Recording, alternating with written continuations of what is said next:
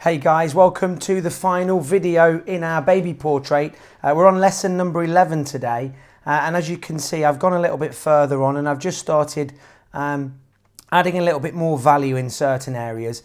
And what we're going to be doing today is we're just going to be drawing a little bit of the fur blanket, I guess this is what the baby's lying on, adding a little bit more value. I'm going to be coming in with a much darker pencil today, just in some areas. I've actually got a 7B. If you've not got a really dark pencil, you can keep layering your 2B, 4B, maybe up to sort of a 6B. I'm also going to be using a Mono Zero.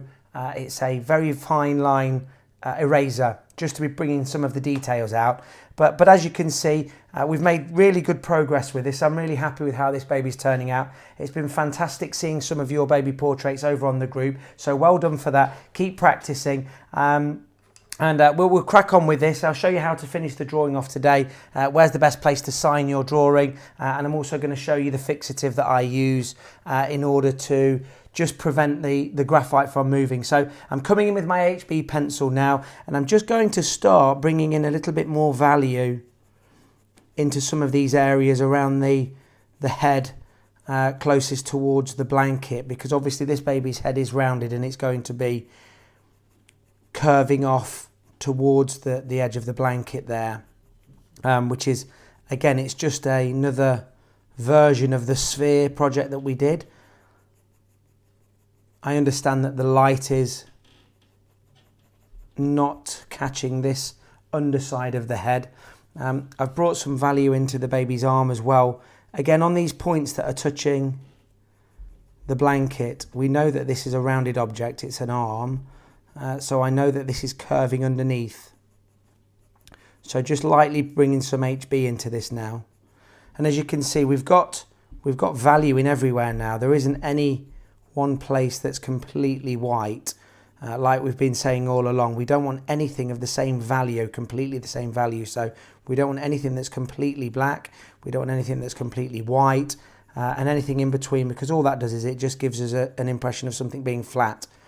So even on this very pale skinned baby, we have got HB in most areas. I hope you enjoyed drawing the hair on this baby. It was nice to do. It's kind of free flowing and there's not a lot of direction and detail in there.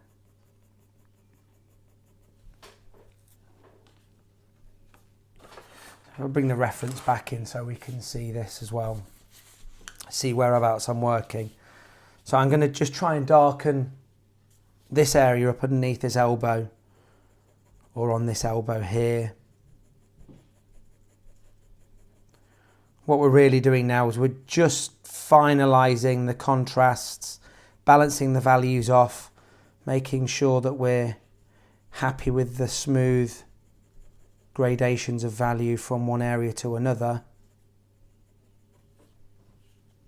If this is your first time watching one of my videos, thanks so much for tuning in. I would really advise you to go back to the beginning and have a look at lessons 1 through to 10, which was the last lesson. So you might miss a few valuable pointers. I know it's tempting to just jump straight in, and some of you on the Facebook group, you know, were so tempted to continue and move on with the baby, and that's fine. You do it at your own pace, but I don't want you to miss anything. I remember when I was learning, obviously I'm still learning now, but when I was taking online classes and things like that, I would literally just sit and absorb everything. I would watch the video from start to finish. I didn't really feel the urgency to try and jump on, because I knew that the process of learning does take a while. It takes a while for things to sink in. So don't be afraid to do these lessons at your own pace. They'll always be on the Facebook group. If you've not found our Facebook group yet, we're around about 1,000, just over 1,000 members of the group now, which is absolutely unbelievable. It's only been going for a few weeks. And that's called Tutorial Tuesdays, Beginner to Pro. There'll be a link to that down below in the descriptions. But get involved with us. We're quite a friendly group. I had no idea we'd have grown so fast. So thank you guys so much for your support, and you've been sending me some lovely messages and whatnot. it's nice to know that you are getting on with the lessons and you're enjoying them. Sometimes when I'm making these videos, you sit here thinking that I'm really just talking to myself and there's not really going to be many people listening and watching. But every now and then I see one of you put one of your drawings up on there, and some of the babies have been brilliant. I've really enjoyed seeing them. Because what's just a vision in your mind, in my mind at the start when we're looking at these reference images, it's amazing to see them coming to life on the pages. And so far we've had some really, really nice comments from people and lots of help. There's a few of you on there that are fantastic artists in your own right, and it's nice to see you giving advice. So I'm just bringing a little bit of value into this baby's nose. I'm still using my HB pencil. I can see maybe a little bit of darkness around this baby's eyelids. Okay, so I'm just going to come in now with this. It's a 7B pencil, and I'm just going to give some very, very light touches in places just to really bring out some of the darker edges and the darker areas. I'm not going heavy with this at all. I'm just applying a very, very light touch around the edges that I know are fading away from the light. I'm going to reinforce this edge here slightly.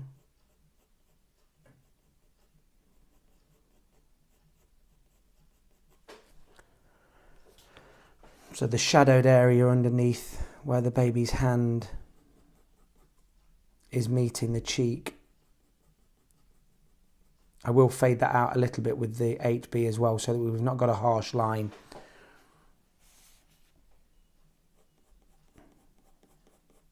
Picking out a few strands of hair that are darker, or clumps of hair should I say. Don't ever get into trying to draw specific hairs and trying to get every hair in the right place. You're never going to manage to do that, and it's going to be tedious. So we look for clumps of hair. And I know that the back of the head here, similar to how this hand curves under, this is the furthest away from the light. So if we can just bring some value into the very back of the head, a little bit like we've done with the cheek there, just add some contrast into this area. Again, it's just going to give us another opportunity to produce a curved ball almost going around this head. A few wispy hairs coming out, and again holding my pencil quite close to the very end, not close to the point or the lead, and this just gives me a much more free flowing action. Had a couple of questions on the Facebook group asking why we pull the pencil towards us and not brushing away or moving it away. I just think that my most consistent stroke is pulling it towards me. My hand works better pulling towards me. I guess there's no real reason why you couldn't go away, but I certainly feel the benefit when I am doing something like this baby's hair here of pulling it away. I'm able to keep a pretty consistent stroke. And by consistent I mean the same pressure. It's nice and straight. It's curved if I want it to be curved. So I'm doing a few curved lines in here now just to pull out some individual strands. I can taper both ends.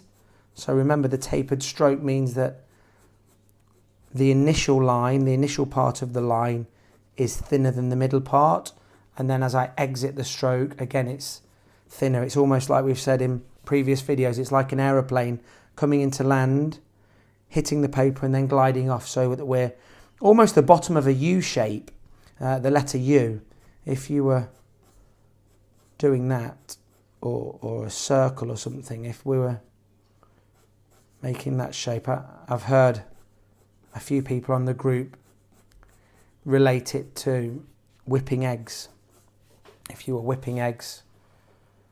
Okay, I'm going to bring a little tiny bit more value just into this crease in in the lip section here. Not too much, I'm not pressing on hard. Just bringing out a little bit of value into the nostril area. I'm going to give that a little brush. Now, for some of these finer details, you probably can't see it now on the video here, but on the reference image, this baby's got some very, very small white, they're almost like little milk spots, and there's some details under the eye and around here. So I'm using this, it's called a Mono Zero eraser, and it's a retractable eraser. Again, you can get these from Amazon, they're very cheap. And what I'm going to do, I'm just making sure that that end's clean, is I'm just going to start to pull out some of these details around the eye.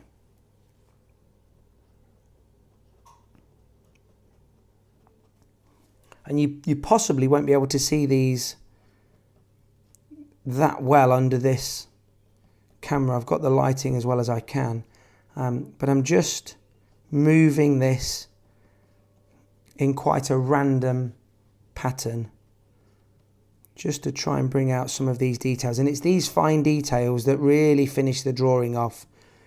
It's really going to set it off, and we can do this because we've got value in everywhere now. Even though this looks very, very light, as it does on the reference image, there is value in there from the work that we've been doing around the page. We've got some details coming in here. We've got a crease that goes across and one under there, sort of a small wrinkle. So again, very lightly, I'm still using these sort of tapered strokes as best as I can. You might start to see a few very fine hairs around the edge. So again, just bringing that element of realism. It's a really useful tool, this Mono Zero eraser. You can buy the refill erasers for them very cheap. They're not expensive at all, a couple of pounds. You don't want to be spending any more than that. I'm going to just bring a little bit of HB into this area here so that we've not got a harsh line. Remember, harsh lines give us the indication of something stopping. So what we want here is we want a soft edge to this value.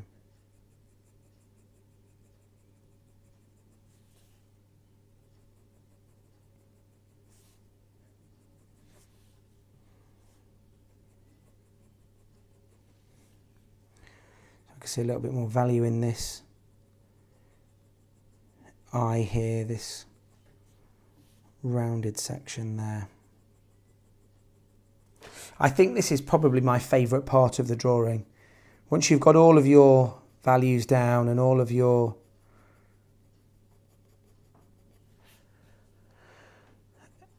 everything's in place, then just picking on these certain spots that just takes it to that next level.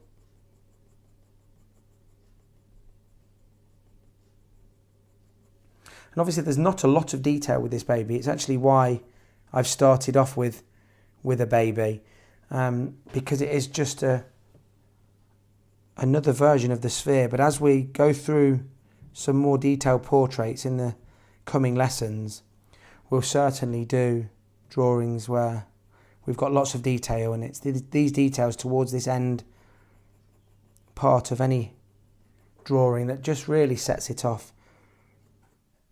So many opportunities to push something back, pull something forwards, make something look more rounded, make something look more curved.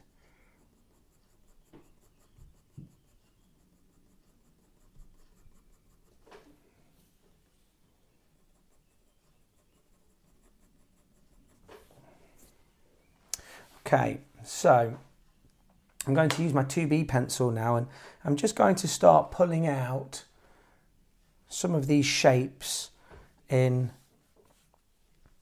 I guess it's the baby's blanket.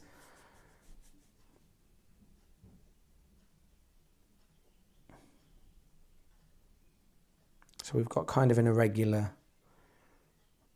pattern here. When you're looking at things like this, I used to play, or I still do actually, I play a game with my youngest daughter, where we make a scribble on a piece of paper and then we have to make a drawing out of it.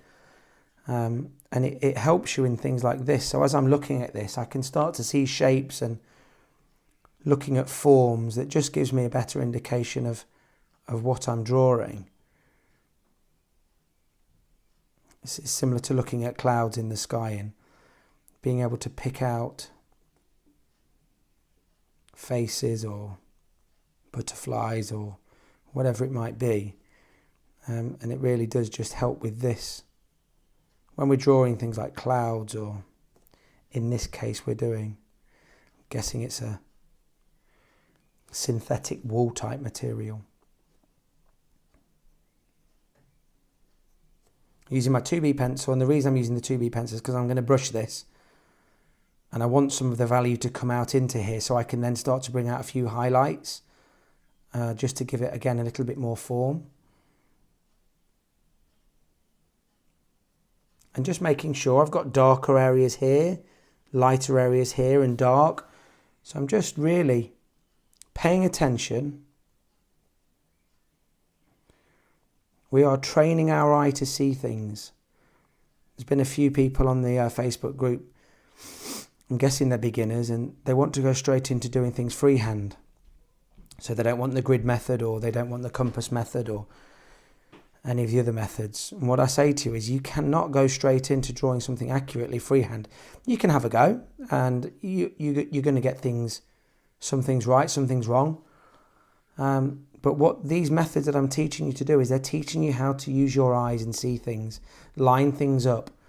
And eventually, once you've done this enough, you can throw yourself into freehanding. I've got no problem freehanding things now. But I haven't practiced freehanding, which is almost counterintuitive. I've not gone out there with the sole purpose of, I'm going to learn how to freehand this baby's face. What I've done is I've used the grid methods. I've used light boxes in the past. I've used the compass method. There's a straight edge method that I know. Once you understand how to produce accurate work with these methods, it's amazing how much your eye and your brain picks up, and you can then turn your hand to doing something more free-handed. So we've got some very faint and hints of these bits of fur and whatever they may be. I'm going to give that a little bit of a brush now.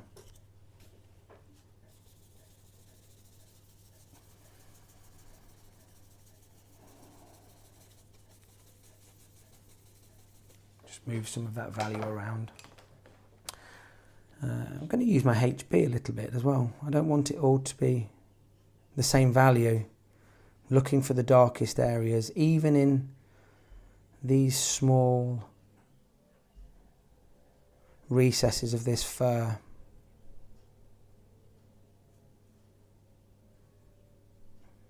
I guess it's similar to drawing hair, something like this. What we're looking for is we're looking for clumps. We're drawing clumps rather than trying to get too down and bogged down with the nitty-gritty of each individual area. And the thing is, with hair and with material, you may take a photograph of something 1 minute, and then the next minute something's changed, the baby's moved slightly. So you're not having to get things absolutely perfect all of the time. So it does give you a little bit of a license to change things subtly here and there. And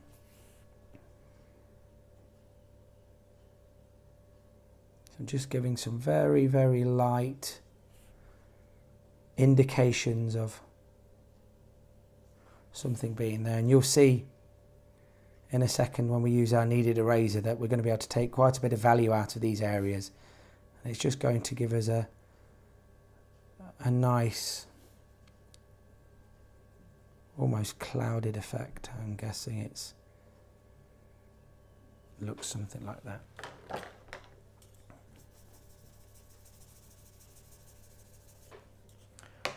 So now I'm going to take my kneaded eraser, I'm going to make a point. I'm just going to bring out some highlighted areas.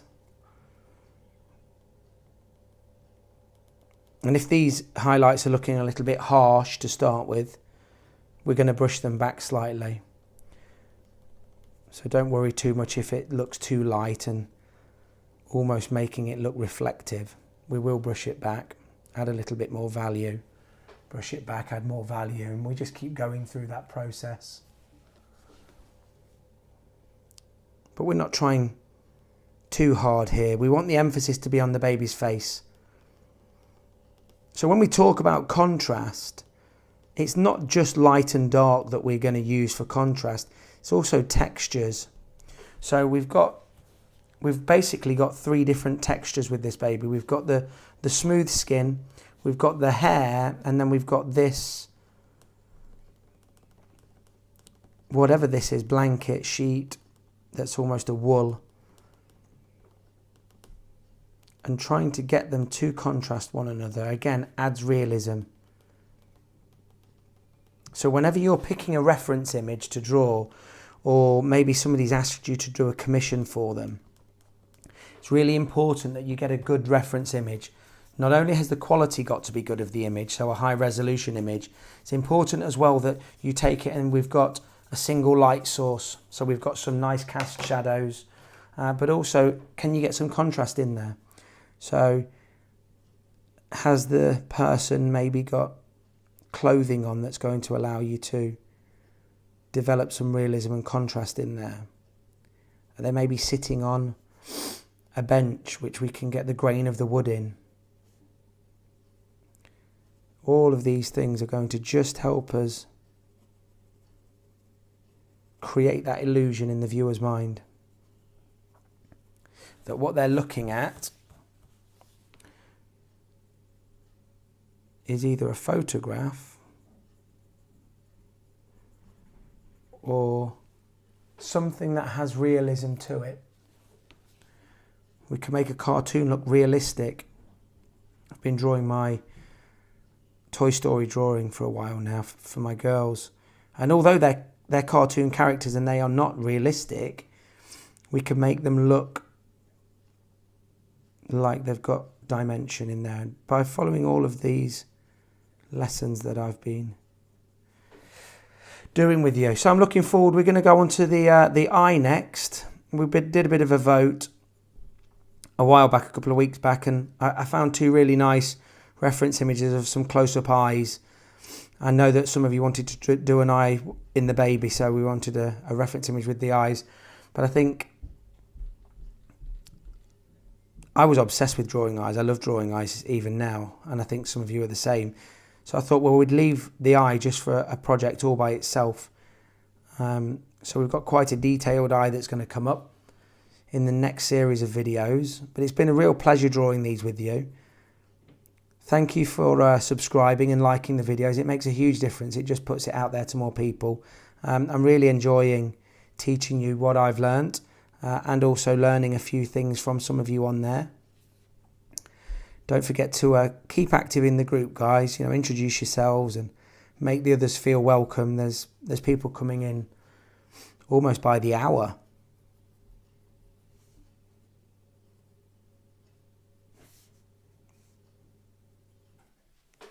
I'm going to brush that back slightly.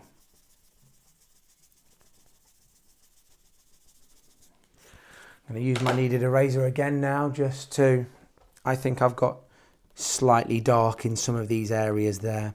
So again, the beauty of the technique that I'm teaching you, all I need is a bit of a dab on some of the values and it immediately takes it back.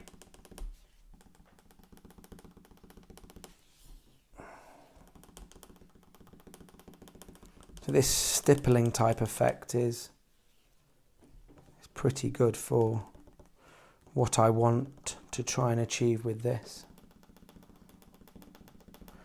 Just going to soften that up a little bit around there. Maybe bring a few of the lighter areas out again on the baby's face itself, just to see if we can get those final touches.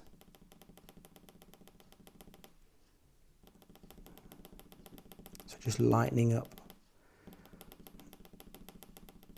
in and around this baby's nose, because we know the nose is protruding.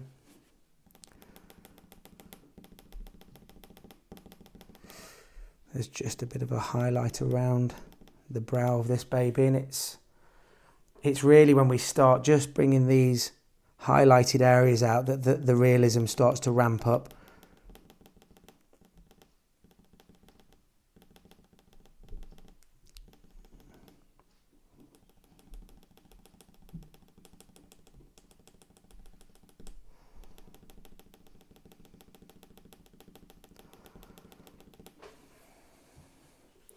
I've got quite a light area underneath this chin here.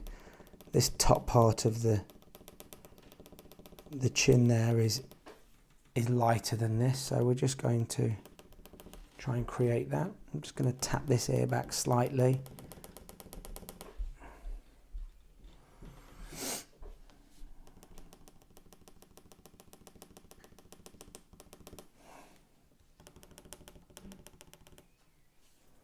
Keep refreshing your kneaded eraser. Just roll it into a ball, pull it apart a little bit just to freshen it up.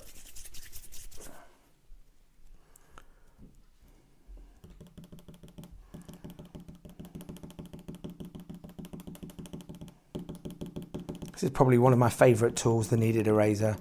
It's an absolute game changer. They're very cheap. You can actually use something called blue tack, which works. I wouldn't say it works as well, but it does definitely do the job, and I'm sure you can find blue tack or a version of blue tack in quite a few places. I'm just going to brush.